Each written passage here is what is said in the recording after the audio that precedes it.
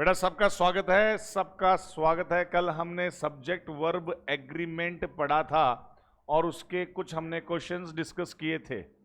Getting? और हमने बहुत अच्छे से तैयारी की थी।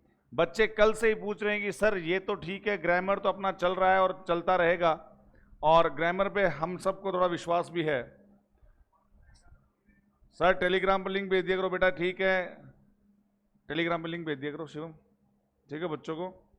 हाँ बेटा, तो आज हम बात करेंगे ईडीएम और फ्रेजेस की, जो एग्जाम में बहुत आते हैं। देखो बेटा, हमने क्या कंसेप्ट बना रखा है आपके लिए। हमने क्या कंसेप्ट बना रखा है? हमने ये कंसेप्ट बना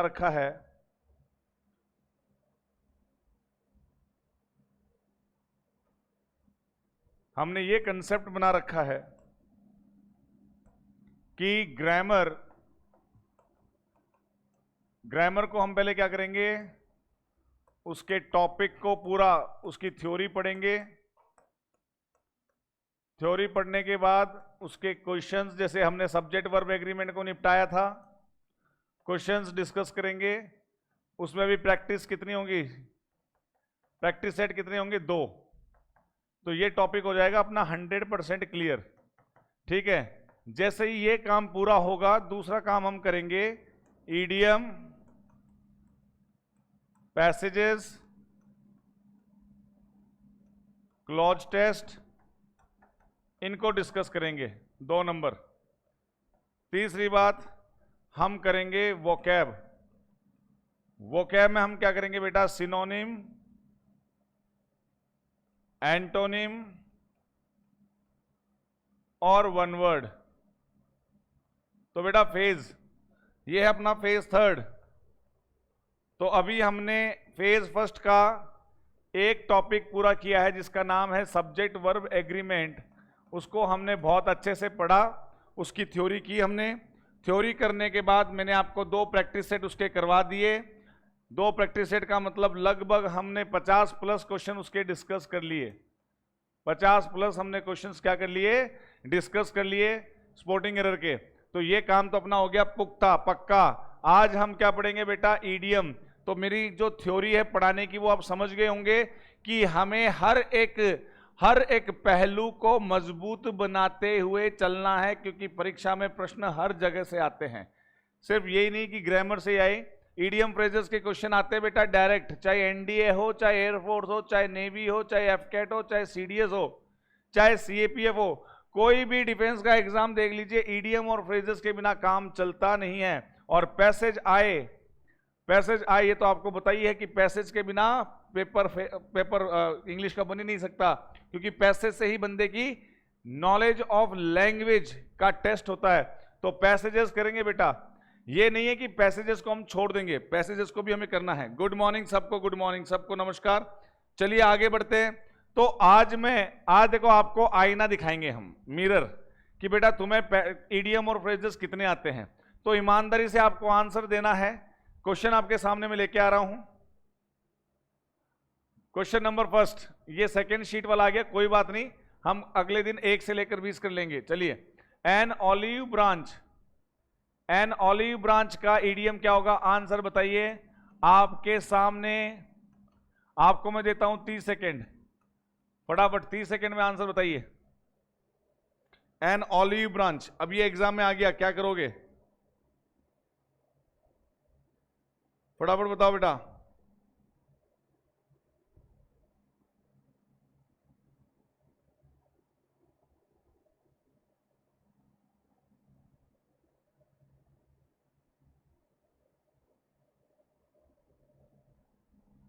वेरी गुड, राहुल जोशी ने ए बताया है।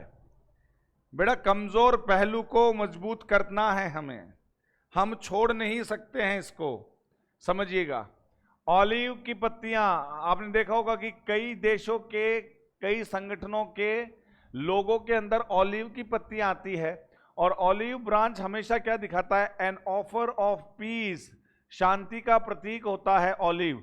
ऑलिव शब्द जहां भी आ जाए इज इक्वल टू, समझ लेना, शांति का प्रतीक है, पीस का।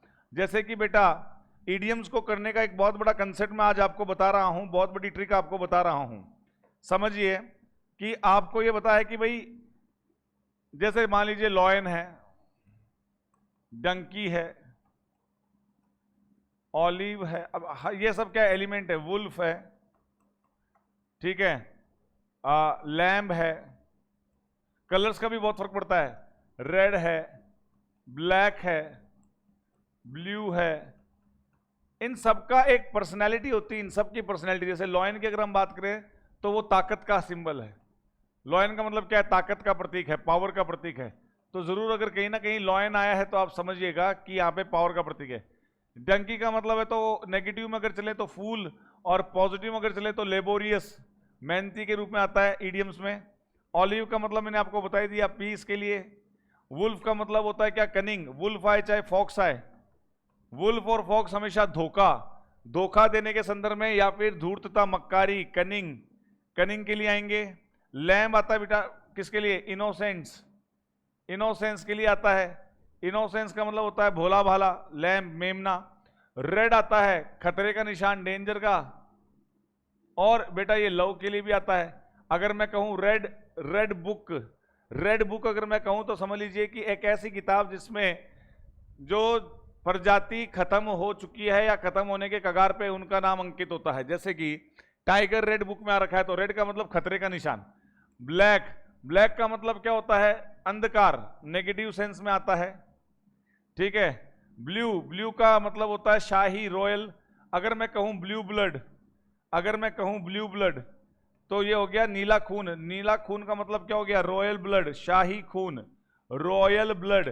तो बेटा जी इडियम का मतलब होता है मुहावरे। अब जैसे अगर मैं आपको बताऊं क्रोकोडाइल टीयर, क्रोकोडाइल की बात करूं तो क्रोकोडाइल टीयर मतलब मगरमच्छ के आंसू, इसका मतलब क्या हुआ, फॉल्स आंसू, झूठे आंसू। तो बेटा इनकी भी ट्रिक होती है, हर एक टॉपिक की रग आपको पकड़नी है। रटवाना मेरा काम नहीं है, सुन लेना। मुझसे ये उम्मीद भी मत करना कि मैं आपको रटवा दूंगा, मुझसे उम्मीद मत करना कि रटवाने का काम नहीं भैया अपना। मैं तो आपको ये कह रहा हूं कि इन चीजों को आप समझते चलिए। मैं आपको लगभग 1000+ ईडीएम फ्रेजेस करवा दूंगा अपनी क्लासेस में। अब उससे बाहर अगर आता है तो वो अपना, अब क्या कह सकते हैं, भगवान चाह ही नहीं रहा है फिर कि आप लगो। तो 1000+ ईडीएम मैं आपको याद करवा दूंगा, आप मेरे साथ चलते जाइए। और जब भी ऐसी कोई चीज आती है, ब्लैक, ब्लू, रेड, ऑलिव, तो थोड़ा सा दिमाग लगाइए कि भाई ऑलिव का मतलब शांति से संबंधित है, ऑफर टू पीस। अब ये हमने रटा नहीं है, ये हमने समझा है। तो पहला आपको याद हो गया, एन ऑफर ऑफ पीस, शांति का प्रस्ताव। शांति का प्रस्ताव क्या बताता है, ऑलिव ब्रांच बताता है। चलिए बेटा आगे चलते हैं। Second question, not worth a rap. Hello बेटा सबको नमस्कार, बताइए भाई फटाफट। वर्थ कीमत, ए रैप, बताओ बेटा क्या होगा। आपको टाइम दे रहा हूं सबको।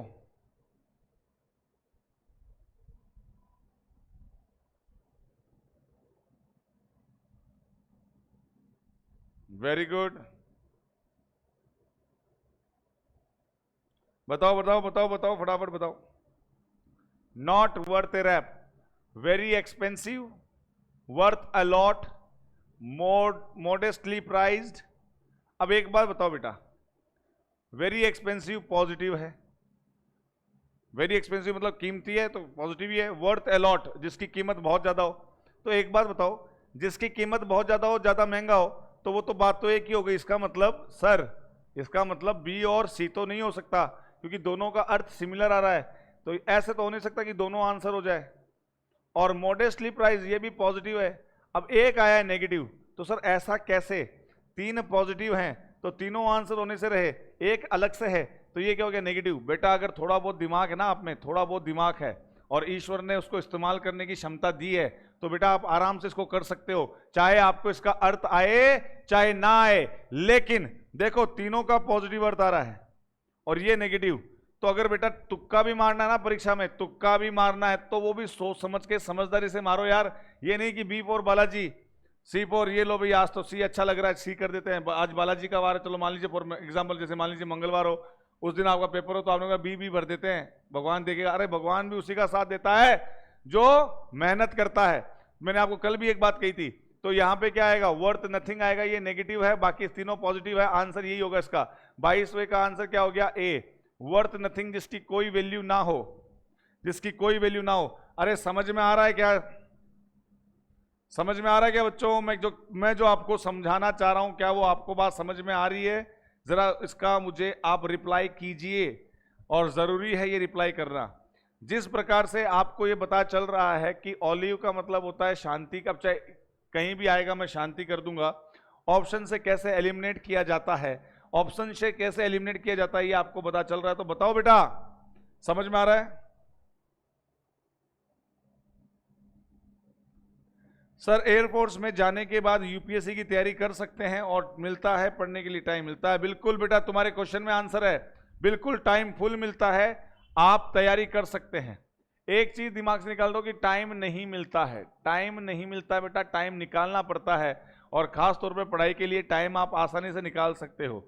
यूपीएससी की अगर आप तैयारी कर रहे हो और आप डेडिकेटेड डिवोटेड दिन के अगर 3 घंटे भी दे पा रहे हो, निकाल पा रहे हो, वो भी पूरा फोकस्ड होके 3 आवर्स भी अगर आप दे पा रहे हो, तो बेटा काफी है। आप एयरफोर्स में नौकरी करते करते आप आराम से यूपीएससी की तैयारी कर सकते हो। कई ऐसे उदाहरण हैं जो आईएएस भी बन गए भैया, कलेक्टर बन गए, जो लगे थे क्या सिपाही और बन गए कलेक्टर। ये आप देखना इतिहास के पन्नों में आपको पता चल जाएगा।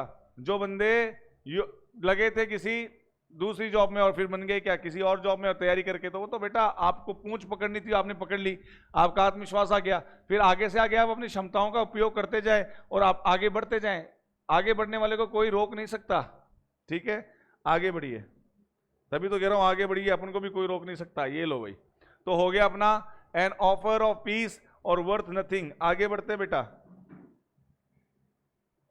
हाँ, इन मेरी, बेटा एक चीज सुनिए, आप देखो, अब देखो दिमाग की घंटी कहां बजनी चाहिए। मेरी, तेरी मेरी नहीं है ये है मेरी। एक होता है मैरी, मैरी ये होती है शादी, और ये होता है खुशी, खुशी। मैरी क्रिसमस 25 दिसंबर, मैरी क्रिसमस आता ना, तो मैरी का मतलब होता है खुशी का दिन, खुशी का दिन पॉजिटिव है। तो जरा बताना बेटा इसका इसका आंसर क्या होगा।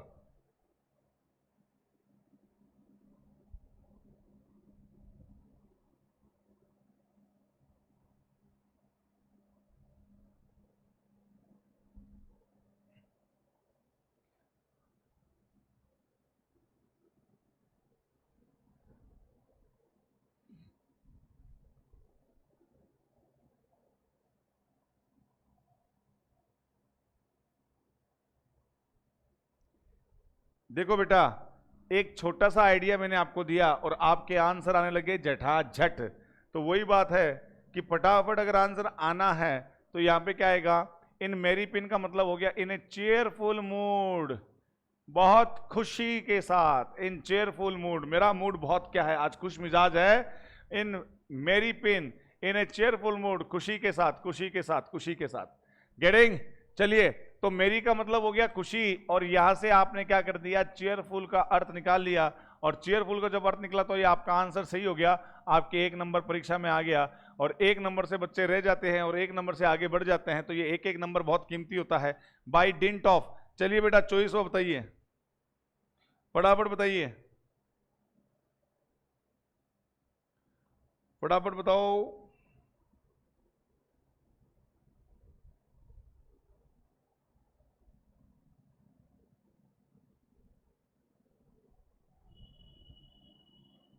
I am waiting for your, चलो हिंट देता हूं, चलिए हिंट देता हूं। सर ये हिंट और डिंट एक जैसे कैसे लग रहे हैं? हाँ हाँ, डिंट का मतलब बताऊं क्या होता है? डिंट का मतलब होता है प्रहार, अटैक।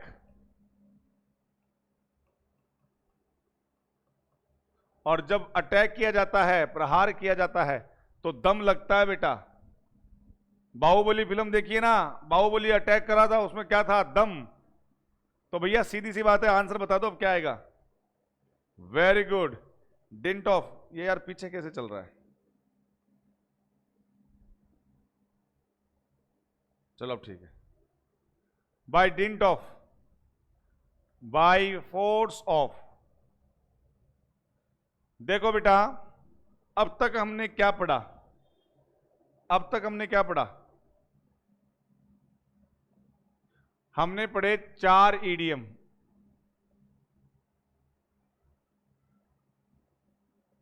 पहला ईडियम क्या था?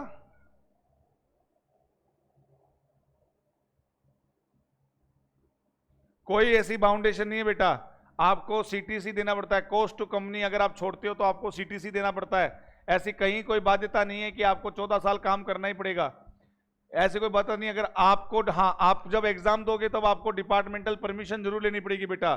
साउथ देवास मूवीज, जो भी आपका नाम है, आप सुनिए कि आपको क्या करना पड़ेगा, आपको परमिशन लेनी पड़ती है डिपार्टमेंट से एग्जाम अपीयर होने की, फिर आप दे सकते हैं, कोई रोकने वाला नहीं आपको।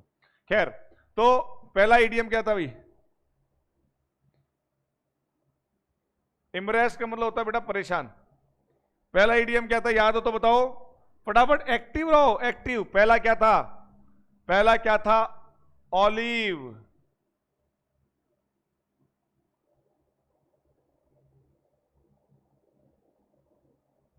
परेशान होना, शाई होना,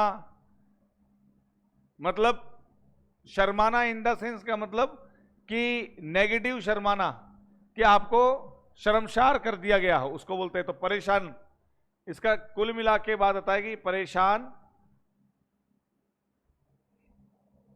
ऑलिव ब्रांच, वेरी गुड। दूसरा क्या था बेटा? दूसरा क्या था? दूसरा क्या था? फटाफट बताओ, रटना नहीं है, समझना है। दूसरा क्या था?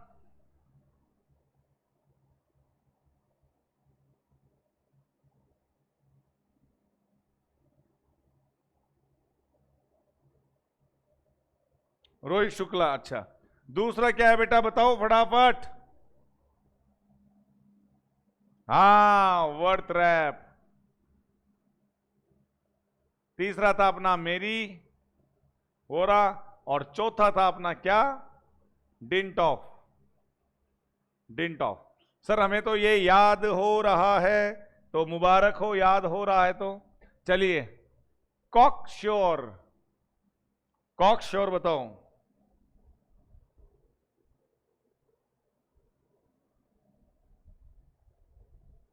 जल्दी बताओ बेटा।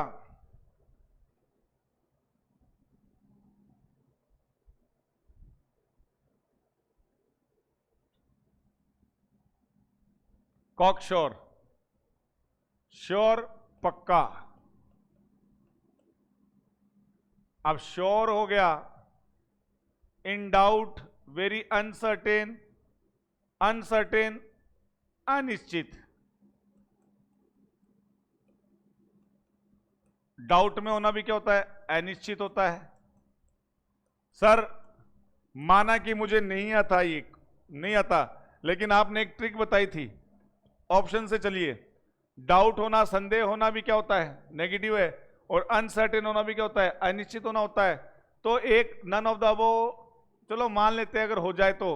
अब मेरे पास 2 ऑप्शन बचे हैं सर, वेरी श्योर और नन ऑफ द अबव। अब अगर तुम्हें तुक्का ही लगाना है बेटा, तो समझदारी के साथ लगाओ। आपको क्या करना है यहाँ पे? Very sure. अब कंफर्म हो गया कि 2 एक जैसे हैं, तो 2 ऑप्शन तो हट गए, ये दोनों आंसर होने से रहे। अब यहां पे क्या गया? Very sure. तो कॉक श्योर क्या हो गया? Very sure. आगे बढ़िए, क्रोकोडाइल टीयर्स।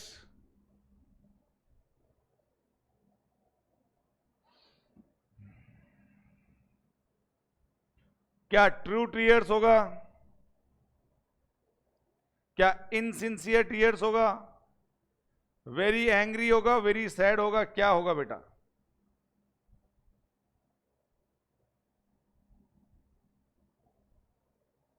ये तो मैंने आपको अभी अभी बताया था, इनसिंसियर टीयर्स, मगरमच्छ के आंसू। मगरमच्छ के आंसू मत रो मेरे भाई, झूठे दिखावे के आंसू मत दिखा, झूठे दिखावे के आंसू मत दिखा, इनसिंसियर मत बन, इनसिंसियर आंसू मत दिखा, दिखावे के आंसू मत दिखा। क्रोकोडाइल टीयर, मगरमच्छ मगरमच्छ की जब बात की जाती है तो मगरमच्छ भी बेटा मक्कारी में कम नहीं है वैसे। हाँ, वो मगरमच्छ और बंदर वाली कहानी देखी ना, धोखा तुरंत दे देता है मगरमच्छ भी। बंदर आम खिलाता था उसको, फिर उसने सोचा कि ये जो चीज दे रहा है उसमें इतनी मिठास है, तो अगर मैं इसको ही खा जाऊं तो पता नहीं कितना मीठा होगा। वो कहानी सुनी होगी तुमने। तो वैसे क्रोकोडाइल हमेशा क्या करता है? पवन वैष्णव सर, एयरफोर्स में जॉब लगने के बाद मैरिज कर सकते हैं क्या? क्यों नहीं कर सकता बेटा, कर। किसने मना किया? हमें भी बुला देना, कार्ड भेज देना, जीवने हम भी आ जाएंगे भोजन करने। पवन वैष्णव प्लानिंग पहले से कर रखी है, शादी कर सकता है बेटा। हाँ, एयरफोर्स में लगने के ट्रेनिंग के बाद कर सकता है, ट्रेनिंग के दौरान नहीं कर सकता है। सुन लेना, ट्रेनिंग के दौरान तो शादी नहीं कर सकता है। कल को तू बोले कि सर ट्रेनिंग में ही कर लूं तो काम निपटे, अरे रुक जा मेरे भाई, ट्रेनिंग के बाद कर लेना। कैरेट एंड स्टिक पॉलिसी, चलिए बताओ बेटा, कैरेट का मतलब गाजर और स्टिक का मतलब क्या होता है?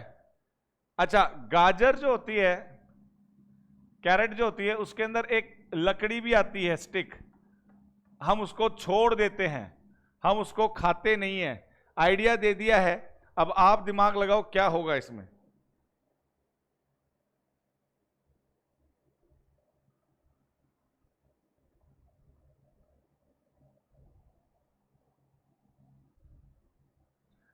भाई जो खाते हो वो अच्छी बात है, जो नहीं खाते हो वो नेगेटिव बात हो गई।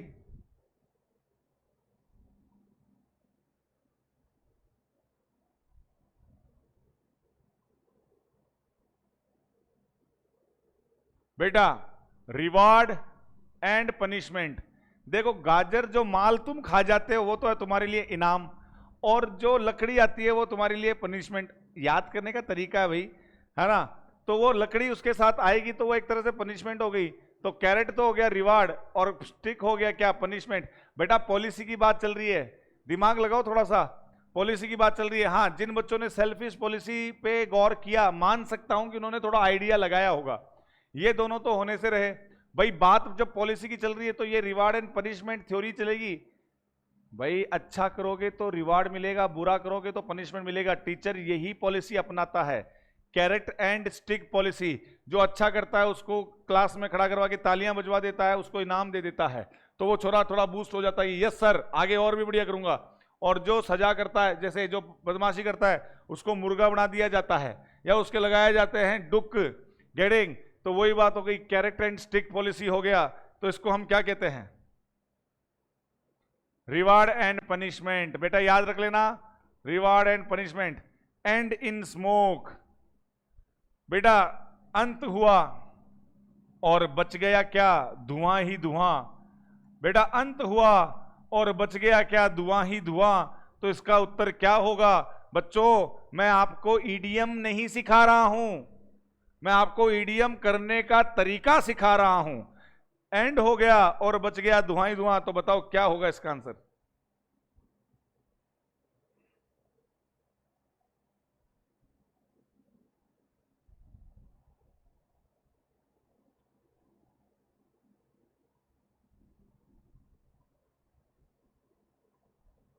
बताओ जवानों।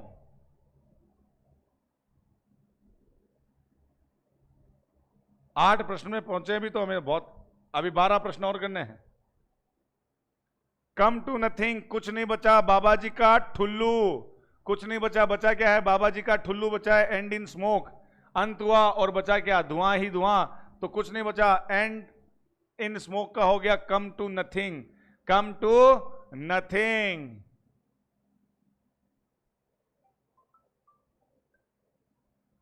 27 वापस बताओ। अच्छा सर 27 नंबर वापस बताओ सर, थोड़ा डिस्टर्ब हो गया था मैं। अच्छा बेटा कैरेट का मतलब होता है गाजर, गाजर खाता है तो गाजर खा के तुझे क्या होता है? पौष्टिकता मिलती है, वो तो हो गई रिवार्ड। उस गाजर के अंदर लकड़ी आती है, उसको थोड़ा खाता है। गुरुजी वो तो मैं भी खा जाता हूं। अरे वो तो खा जाता होगा वो अलग बात है, लेकिन अमूमन खाते नहीं है लोग, तो वो क्या हो गई? पनिशमेंट। तो कैरेट एंड स्टिक पॉलिसी का मतलब हो गया रिवार्ड एंड पनिशमेंट, और एंड इन स्मोक का मतलब हो गया कम टू नथिंग। चलो बेटा आगे बढ़ते हैं, बहुत मजा आ रहा है, बहुत मजा आ रहा है। ऐसे पढ़ते जाओगे तो मजा आ जाएगा। फेस, फेस का मतलब होता है चेहरा, और फेस का मतलब क्या होता है? सामना करना। सामना करना, किसी भी चीज को फेस करो, सामना करो। अब यहां पे देखो, फेस द म्यूजिक, तुम्हें पता चलेगा फेस द म्यूजिक तुम्हें जब तुम धुन को फेस करोगे। म्यूजिक का मतलब यहां पे क्या है? कार्य। चलो बताओ बेटा इसका क्या होगा?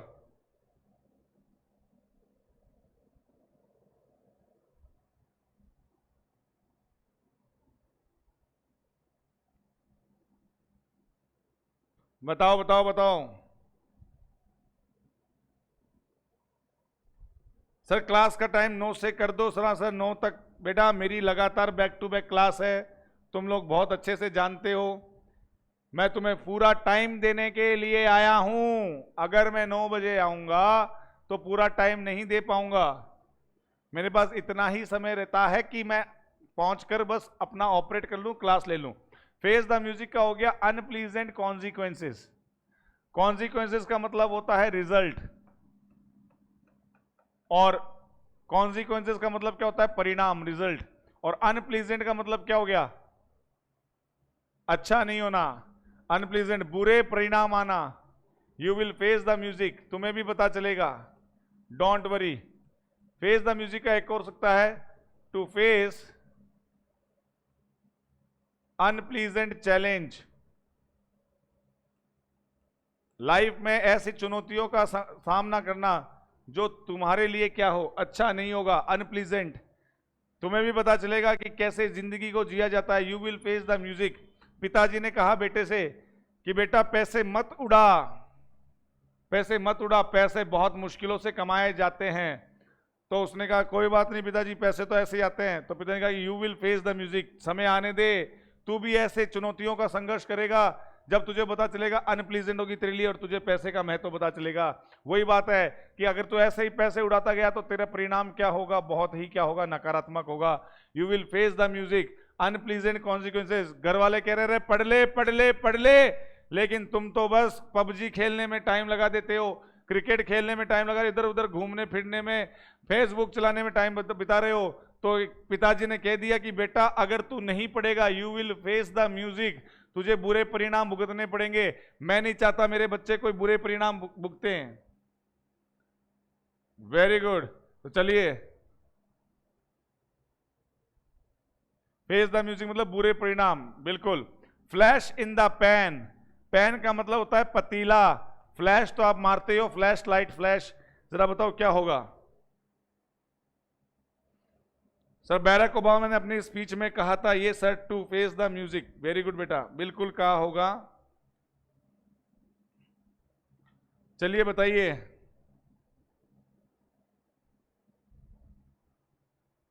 फ्लैश इन द पैन, अचानक से तुम्हारी आंखों में कोई मारता है फ्लैश, अचानक से तुम्हारी आंखों में कोई मारता है फ्लैश, और फ्लैश जब पैन पे पड़ता है तो वो ज्यादा चमक जाता है।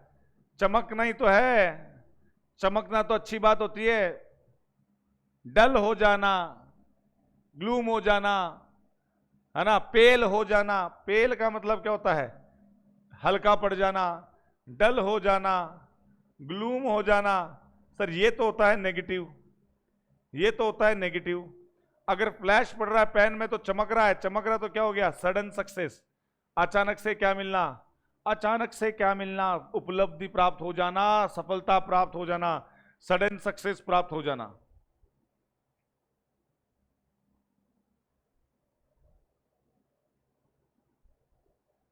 सडन प्रॉब्लम, अचानक से आई समस्या, सडन पेन, दर्द होना, सडन एक्साइटमेंट, अचानक से उत्तेजित हो गया बंदा, यहां पे क्या आएगा? Sudden success. बेटा क्लियर हो रहा है यहां तक? फ्लैश इन द पैन, हमने 10 कर लिए हैं, 10 और बाकी रह गए। हमने 10 कर लिए, 10 और बाकी रह गए। यहां तक सबको क्लियर है क्या? जरा यस सर कर दीजिए। आधा रास्ता हमने तय कर लिया है। ये सब के सब आप नोटबुक में लिखोगे, मैंने कह दिया आपको नोटबुक में सब लिखना है, 10 के 10 जो मैंने पढ़ाए हैं। चलो बेटा यहां तक क्लियर हो गया?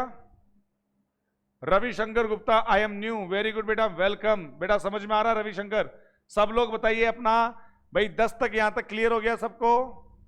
हमने ओलिव से शुरुआत की थी, हमने ओलिव से शुरुआत की थी, आधे रास्ता तय हुआ, भी तो आधा और करना है, और फ्लैश पे जाके आधा रास्ता अपना खत्म हुआ है। बीच में हमने क्रोकोडाइल से मुलाकात की, बीच में हमने फेस द म्यूजिक किया, गेटिंग, बीच में हम खुश भी हुए थे, मेरी भी हुए थे, कई बातें हमने डिस्कस की थी बेटा, गेटिंग, और बीच में हमने वो गाजर और लकड़ी की बात की थी। अरे बेटा यही तो दिमाग है, इस दिमाग का इस्तेमाल करो कि क्या क्या पढ़ा इसको बार बार रिवाइज करो। दिमाग में कोई चीज जब बार बार क्लिक होती है वो हमें हमेशा याद रह जाती है। जैसे कि मेरी शक्ल तुम याद करने थोड़ा ना बैठे हो, बस तुमने मुझे बार बार 2-3 बार देख लिया, अब तुम्हें पता चल गया संजय सर ये हैं। किसी की भी शक्ल हम बाहर देख लेते तो हमें याद रह जाता है। तो वही बात है बेटा, भगवान ने इस जीबी टीबी जो भी हमें दिया है इसका इस्तेमाल करना सीखो। चलिए, तो फ्लैश इन द पैन हो गया अपना, 30 को रिपीट कर दो। फ्लैश इन द पैन का मतलब होता है बेटा अचानक से सफलता प्राप्त होना। हाँ, ये चीज तो भूल ही जाता हूं मैं, लाइक कर दो भाई, सब लाइक कर दो, अच्छा लगे लाइक करते जाओ, शेयर करते जाओ। 30 को रिपीट करता हूं, Mukesh Kumar Jhajhra, Rinku Kumar Chaudhary. Flash in the pan का मतलब होता है यकायक उपलब्धि प्राप्त होना, यकायक सफलता प्राप्त होना। फ्लैश इन द पैन, अचानक से फ्लैश आ गया पैन में, चमक उठा, चमक जाना अचानक से। मोबाइल का फ्लैश ऑन कर दिया, ये लो, ये क्या हो गया, अचानक से, अचानक से क्या हो गया, सफलता प्राप्त होगी, आंखों में आया सडन सक्सेस। चलिए आगे बढ़ते हैं। Give up the ghost. अरे घोस्ट क्या होता है बेटा, भूत। गिव अप का मतलब क्या होता है, हार मानना। गिव अप का मतलब क्या होता है, हार मानना।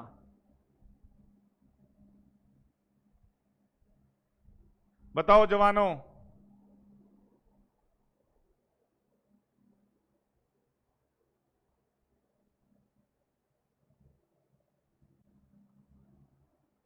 अब भूत बन गया, भूत बन गया, भूत पे छोड़ दिया, give up, give up the ghost. 8:45 पर इंग्लिश की क्लास स्टार्ट हो जाती है। To pass away. अब टू पास अवे का मतलब क्या होता है, गुजर जाना, गुजर जाना, गुजर जाना, गया। To pass away, pass away का मतलब होता है गुजर गया, गया भैया, भूत मर गया। To pass away, getting ghost, give up the ghost. बेटा एक बहुत, आपको मैं एक बात बताना चाहता हूं। एक एम्प्लॉई ने, एक कर्मचारी ने अपने मैनेजर को मेल भेजी और उसने ईडीएम का इस्तेमाल किया कि माय ग्रैंडमदर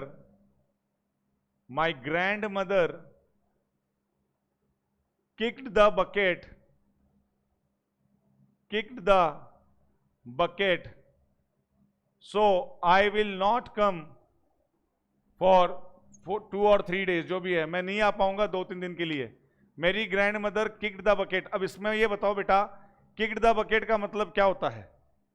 एक बताओ बेटा, आपसे मैं पूछता हूं, एक एम्प्लॉई ने, एक कर्मचारी ने अपने मैनेजर को लिखा कि मैनेजर साहब मेरी grand mother kicked the bucket हो गई है, तो मैं 2-3 दिन नहीं होऊंगा। तो मैनेजर ने कहा प्लास्टर करवा लेना, प्लास्टर करवा लेना। और इस बात को सुनकर एम्प्लॉय सदमे में आ गया कि मैनेजर को पता ही नहीं है कि किक द बकेट का मतलब क्या है।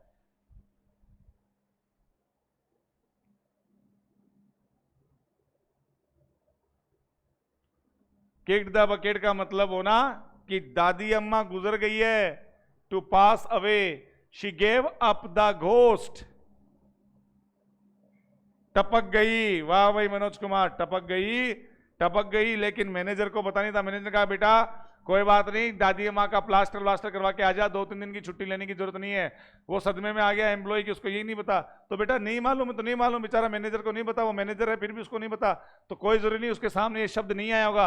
लेकिन अब आपके सामने तो ये शब्द आ गया कि किक्ड द बकेट का मतलब बाल्टी के लात मारना नहीं होता है कि बाल्टी के लात की मारी और प्लास्टर करवा लो।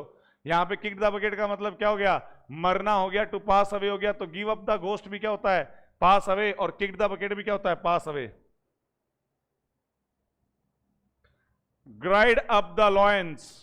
अरे शेर आ गया, शेर आ गया, शेर आ गया भैया, शेर आ गया। और शेर जब आ जाता है तो मैंने आपको कहा था कि ताकत का प्रतीक होता है। जरा बताइए बच्चों क्या होगा? To get ready to protect, to prepare for hard work, to get ready for attack. Protect का मतलब तो बचाना, हार्ड वर्क का मतलब था कड़ी मेहनत करना, और अटैक का करना। तो इन तीनों में से सबसे नियरेस्ट लॉयन से कौन सा मैच करता है, जरा बताना।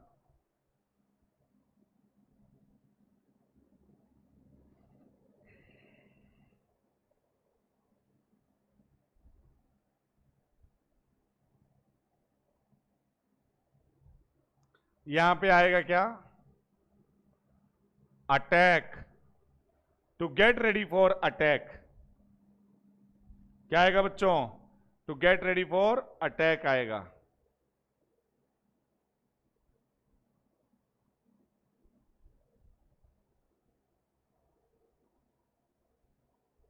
चलिए आगे बढ़ते हैं। यहां तक क्लियर हो गया सबको? To get ready for attack. चलिए, have feet of clay. Feet आप जानते हो, फीट। क्ले मतलब मिट्टी। अब जब मिट्टी में तुम्हारे पैर छप गए, मतलब सबूत मिल गया। भाई पुलिस वाले जब आते हैं तो वो क्या करते हैं, देखते हैं कि चोर कहां से आया। तो अगर खेत है, मिट्टी है, खुला मैदान है, तो वो यही देखना चाहते हैं कि पैरों के निशान कौन से हैं, क्या नहीं है। उंगलियों के निशान तो लेते हैं, पैरों के निशान भी लेते हैं। तो वो क्या हो गया? जिसने पैरों पे निशान छोड़ दिए, जिसने मिट्टी पे पैरों के निशान छोड़ दिए, उसने बहुत ज्यादा गलती की है। Full of faults. जो गलतियों से भरा पड़ा है, फुल ऑफ फॉल्ट्स। लेट चल रहा है मेरे वाले में।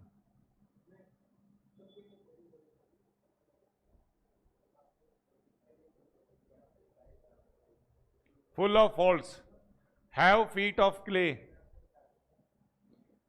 बेटा जो कमेंट्स हैं वो थोड़े से मेरे पास ऊपर नीचे आ रहे हैं, तो चिंता मत करो, जैसे मैं देख रहा हूं वैसे आपको उत्तर दे रहा हूं।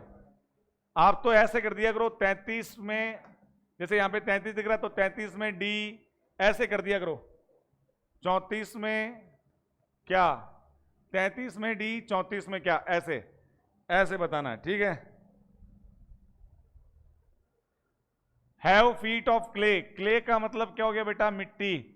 और मिट्टी में अगर पैरों के निशान आ गए तो चोर चोरी करने गया और पैरों के निशान छोड़ दिया, तो उसने गलती की कि नहीं की? तो वही बात है कि हैव फीट ऑफ क्ले का मतलब हो गया फुल ऑफ फॉल्ट्स। याद करवा रहा हूं आपको तरीके से, एक माध्यम से मैं आपको याद करवा रहा हूं ताकि आपको याद रहे। चोर की बात है, हैव फीट ऑफ क्ले। यहां पे मिट्टी के पैर का मतलब क्या हो गया कि हाँ भाई चलो ठीक है, मिट्टी में पैरों के निशान रह गए, इसका मतलब उसने गलती कर दी, चोरी करने से पहले उसने सारे सबूत दे दिए, तो वो क्या हो गया? Full of faults. याद करने का तरीका है। चलिए, होल्ड इन एबियंस। हाँ 33 का हो गया बेटा, बताइए। चलिए फटाफट बताइए।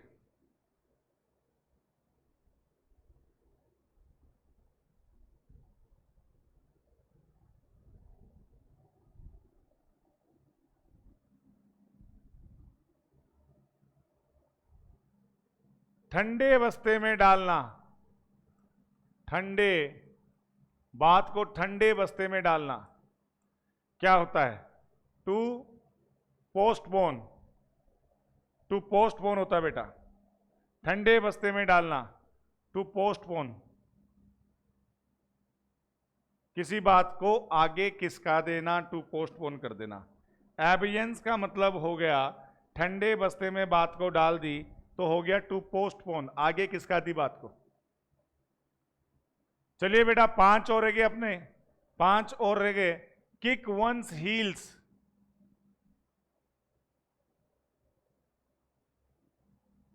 To dance, to never stop, to be quick, to waste time in waiting. इंतजार करने में टाइम को वेस्ट करना। भाई किक करो मतलब शुरुआत करो, बाइक पे आप किक मारते हो। और हील्स का मतलब क्या होता है? यही पैर होते हैं, है ना, एडिया। चलिए, तो इसका मतलब यह है कि भैया क्यों इंतजार कर रहा है? Why are you wasting? Time in waiting, kick one's heels का मतलब हो गया to waste time in waiting. 35 का डी 100%, वेरी गुड बेटा।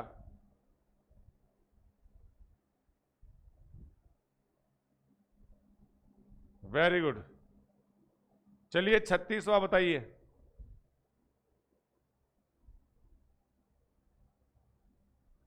चलिए 36वां बताइए बेटा। बड क्या होती है? कली। पेड़ पे उगती है कली। कली सबसे पहला पार्ट होता है। कोई भी मान लीजिए फल फूल कुछ भी बने, उसमें उगती है कली, बड, और उसमें तुमने निप लगा दिया, उस कली को ही कुचल दिया, तो इसका मतलब हो गया to destroy in the very beginning. बेटा कली में ही तुमने निप लगा दिया तो तुमने उसको डिस्ट्रॉय कर दिया, to destroy in the very beginning. बेटा कन्या भ्रूण हत्या, फोइटिसाइड, इसके लिए एक बहुत इसमें आप यूज कर सकते हो, nip in the bird.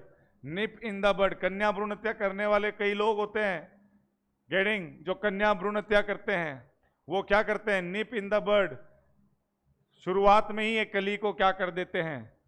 Destroy कर देते हैं। जो मासूम सी कली होती है उसको शुरुआत में ही डिस्ट्रॉय कर देते हैं, वो बहुत बड़ा पाप होता है बेटा। To destroy in the very beginning, to destroy in the very beginning. तो यहां पे क्या हो गया? 36 में क्या हो गया? ए हो गया।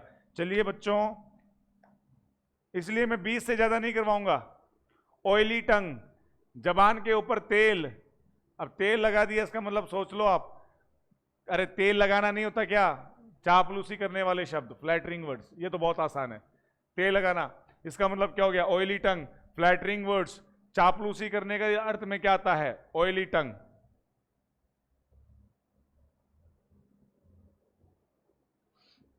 बिल्कुल बिल्कुल बेटा, मीनिंग हो जाएगा। निप इन द बर्ड का हो गया, ऑयली टंग हो गया। On that shore, on that score, on that score, at the particular point, at a fixed destination, at a alarm, क्या होगा? फॉर दैट रीजन होगा। क्या होगा? बिल्कुल फॉर दैट रीजन होगा इसमें, उस कारण के लिए। On that score, for that reason. अच्छा, उस ऑन दैट स्कोर मैंने तुम्हें डांटा था। अच्छा सर, उस बात पे आपने डांटा था क्या? Sorry for that. तो इसका मतलब क्या हो गया? ऑन दैट स्कोर, उस कारण के लिए, उस कारण के लिए मैंने तुझे डांट पिलाई थी बेटा। तो ऑन दैट स्कोर, अच्छा वो बात, उस कारण के लिए, on that score, on that reason. 38 में A, on that score, for that reason, उस कारण के लिए। स्कोर, रीजन, याद रखना बेटा ये सब। और आज की आखिरी स्लाइड, क्विकोजिटिक प्रोजेक्ट।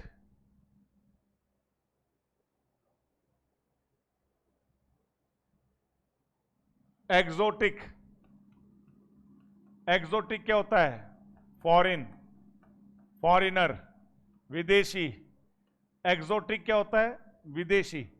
और क्विक, क्विक, अब क्विक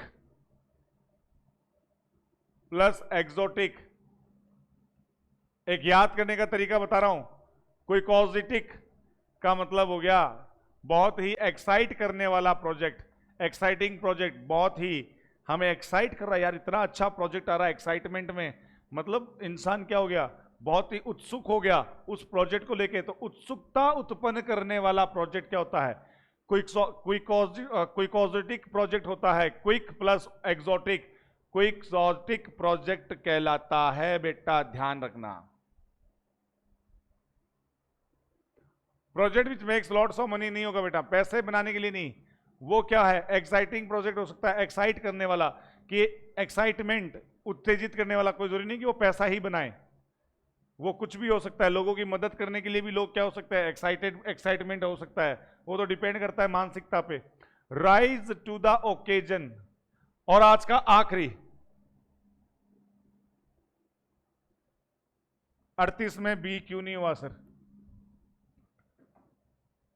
नहीं बेटा, पर्टिकुलर पॉइंट नहीं, निश्चित पॉइंट की बात नहीं चल रही है। हमेशा स्कोर का रिलेशन किससे होता है? रीजन से होगा, कारण से होगा, इसलिए बी नहीं होगा इसमें 38 में। चलिए 40वां बताइए फटाफट। एक तो एक्साइट करता है, उत्तेजित करता है, एक इंटरेस्टिंग, रोचक। रोचकता की बात नहीं चल रही है। इंटरेस्टिंग तो क्या होता है? रोचक। ये क्या होता है? उत्तेजित करने वाला। उत्तेजित करने वाला मतलब एक तरह उत्तेजना उत्पन्न करने वाला प्रोजेक्ट है कि हाँ भाई बहुत ज्यादा इससे क्या है, एक्साइटमेंट आ रहा है। चलिए बेटा 40 बताइए फटाफट, लास्ट है आज का।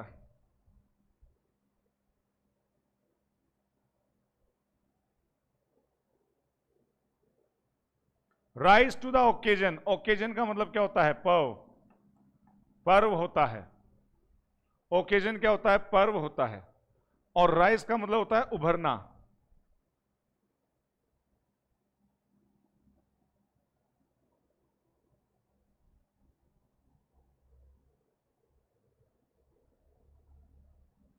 अब ये मत करना कि सर जो सबसे बड़ा वाला वही आंसर है। आप परीक्षा में ये भी बहुत एक स्कीम लगाते हो, जो सबसे बड़ा होगा वही आंसर होगा, अगले इतना बड़ा लिखा क्यों? खैर आंसर तो यही है इसमें, to act as occasion demand, कि जैसे कोई कार्य, ओकेजन, पर्व, कार्य, कोई भी विशेष दिन जो भी हमें डिमांड करता है उसके अनुसार एक्ट करना। मतलब जैसा देश वैसा भेष, अर्थात कि जैसी परिस्थितियां हैं उसके अनुसार ढल जाना, उसके अनुसार कार्य करना, वो होता है राइज टू द ओकेजन। जैसी परिस्थितियां आई उसके अनुसार, जो परिस्थितियां डिमांड करें। जैसे अभी कोविड-19 का प्रभाव चल रहा है, कोविड-19 का प्रभाव चल रहा है, ऑफलाइन क्लासेस बंद है, ऑफलाइन अपनी डिफेंसेस बंद है बेटा, जो भी मेरी डिफेंस चल रही है वो सारी बंद है। तो हमने क्या कर दिया? हमने राइज टू द ओकेजन हो गए, हम राइज टू द ओकेजन हो गए, और हम क्या आ गए? आपको पढ़ाने के लिए क्या आ गए? ऑनलाइन हो गए। इसका मतलब क्या हुआ? जैसी परिस्थितियां हैं उस परिस्थितियों में ढल जाना, to act as occasion demand. तो उसके अनुसार हमने क्या लॉन्च कर दिया? ई प्रयास। ई प्रयास लॉन्च कर दिया। आपके प्रयास विफल ना जाए, आपके प्रयास में कोई कमी ना रहे, इसलिए हमने राइज टू द ओकेजन हो गए, और हमने ऑफलाइन को किस में कन्वर्ट कर दिया बेटा? ऑनलाइन में। और जिसका प्यार, जो बहुत सफलता से चल रहा है, आपका प्यार और सम्मान हमें मिल रहा है।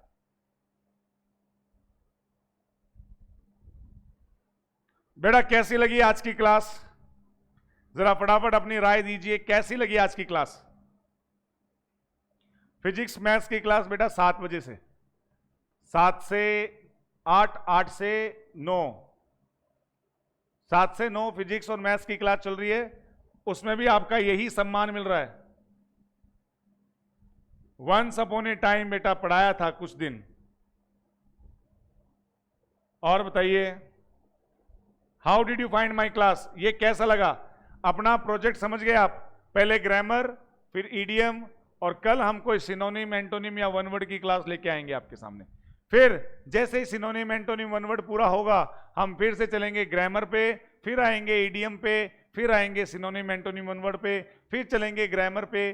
तो इस ऐसे हमारे चारों तरफ की बातें क्लियर होती जाएगी। पैसेज करवाएंगे।